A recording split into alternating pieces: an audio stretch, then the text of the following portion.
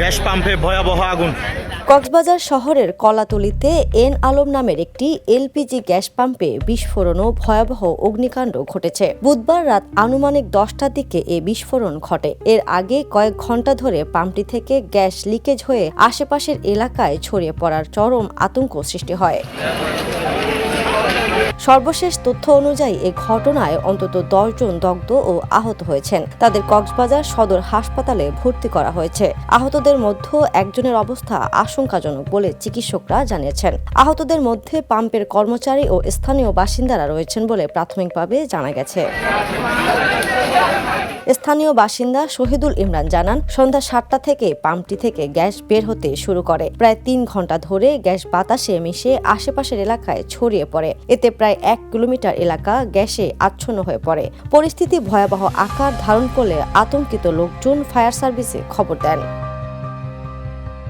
তিনি আরও জানান, গ্যাস লিক হওয়ার পর ট্যাঙ্কি থেকে গ্যাস ছেড়ে দেওয়া হয়। এ সময় এলাকায় আগুন না ধরতে এবং ধূমপান না করতে মাইকিং করা হয়। এর কিছুক্ষণ পর বিস্ফোরণ হয়ে আগুন ধরে যায়। বিস্ফোরণের পরপরই ওই এলাকাগুলোতে চরম আতঙ্ক দেখা যায় এবং মানুষ দিকবিদিক ছুটতে শুরু করে। আগুনের তীব্রতায় আদর্শ গ্রাম এলাকায় কয়েকটি ঘর পুড়ে যাওয়ার খবর পাওয়া গেছে। পুরো এলাকায় ধোঁয়া ও গ্যাসের তীব্র গন্ধে শ্বাসকষ্টের পরিস্থিতি তৈরি হয়।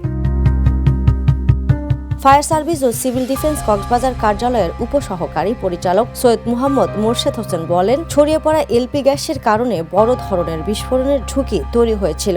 মানুষকে দ্রুত নিরাপদ স্থানে সরিয়ে নেওয়ার পাশাপাশি গ্যাস লিকেজ হওয়া বন্ধ ও আগুন নিয়ন্ত্রণে আনার কাজ চলছে। পরিস্থিতি মোকাবেলায় ফায়ার সার্ভিসের একাধিক ইউনিট কাজ করছে। কক্সবাজার সদর মডেল থানার অফিসার ইনচার্জ সমী উদ্দিন বলেন, খবর পেয়ে দ্রুত পুলিশ ঘটনাস্থলে পৌঁছেছে। উৎসুক জনতাকে নিরাপদ দূরত্বে রাখা হচ্ছে এবং অন্যান্য সংস্থার সঙ্গে সমন্বয় করে ক্ষয়ক্ষতি কমানোর চেষ্টা চলছে। জেলা প্রশাসনের পক্ষ থেকে জানানো হয়, গ্যাস ছড়িয়ে পড়া এলাকা থেকে বাসিন্দাদের দ্রুত সরিয়ে নেওয়া হচ্ছে এবং আশেপাশে আগুন না জ্বালাতে মাইকিং করা হয়েছিল। নিরাপত্তার স্বার্থে কক্সবাজার শহরের অন্যতম প্রবেশমুখ কলাতলি সড়কে যান চলাচল সাময়িকভাবে বন্ধ রাখা হয়েছিল। ফলে ঢাকা ও চট্টগ্রামমুখী যাত্রীরা দুর্ভোগে পড়েছিল। রাত 12:15 পর্যন্ত আগুন পুরোপুরি নিয়ন্ত্রণে আসেনি। পরিস্থিতি ঝুঁকিপূর্ণ রয়েছে এবং পুরো এলাকায় আতঙ্ক বিরাজ করছে। National desk, the news.